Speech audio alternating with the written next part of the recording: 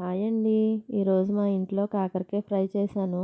ఇలా చేస్తే మా ఇంట్లో అందరూ ఇష్టంగా తినేస్తారనమాట. ముందుగా కాకరకాయలకు లైట్‌గా పీల్ చేసుకోవాలి. తర్వాత వాటిని కట్ చేసి దానిలో ఉండే గింజలను తీసేయాలి.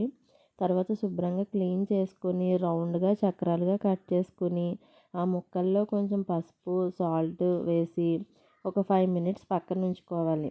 తర్వాత మిక్సీ జార్లో కొంచెం పుట్నాల పప్పు వేసి బరకగా గ్రైండ్ చేసుకొని పక్కన పెట్టుకొని మనం ముందుగా కట్ చేసి పెట్టుకున్న కాకరకాయ ముక్కల్ని 5 మినిట్స్ తర్వాత ఇలా వాటర్ అంతా పోయేలా గట్టిగా పిండుకోవాలి.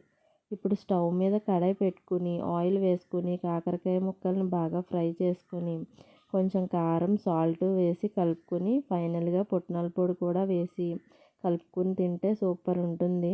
మా పిల్లలు కూడా ఇది ఎంతో ఇష్టంగా తింటారండి. వీడియో నచ్చితే లైక్ అండ్ సబ్స్క్రైబ్.